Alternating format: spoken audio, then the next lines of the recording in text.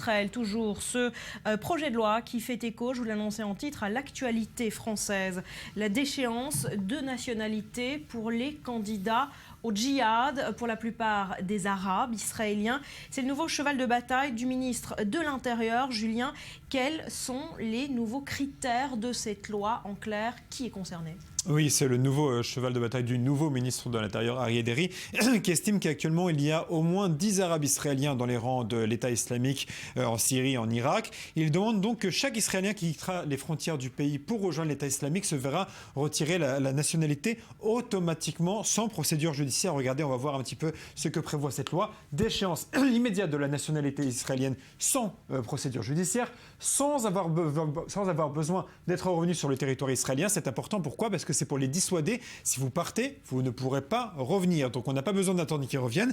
Et enfin, dernière mesure, c'est directement entre les mains du ministre de l'Intérieur et pas entre les mains de la justice et de la Cour suprême, comme c'est le cas actuellement. Aryeh Deri a estimé que cette modification de la loi est primordiale, car Israël voit de plus en plus d'Arabes israéliennes rejoindre l'État islamique et c'est une menace pour la sécurité de l'État d'Israël. Il veut donc, à partir du moment où ils ont quitté le territoire, leur retirer la nationalité et comme ça, ils ne peuvent même pas revenir. À l'inverse des djihadistes européens qui reviennent en Europe et commettent des attentats en Europe, ils disent, eux ne pourront pas revenir en Israël. Alors, Israël n'est pas le seul pays, évidemment, à envisager cette déchéance de nationalité. On en parle énormément encore en France. D'autres pays l'appliquent aussi. Alors, on va revoir d'abord la situation en France. On va regarder après, comparativement avec les États-Unis, regardez en France ce que dit actuellement le Code civil. Il y a plusieurs cas où la déchéance de nationalité est envisagée. On les voit à l'écran: terrorisme, haute trahison, espionnage, acte préjudiciable à la France. Mais tous ces cas sont valables uniquement si la personne n'est pas née en France, c'est-à-dire si elle a acquis la nationalité et si elle a une autre nationalité.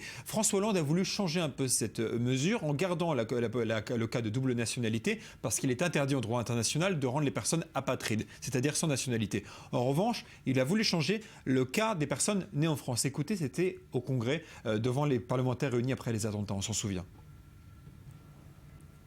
La déchéance de nationalité ne doit pas avoir pour résultat de rendre quelqu'un apatride.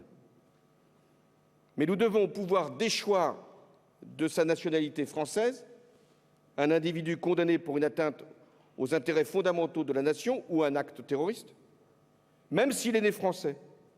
Je dis bien même s'il est né français.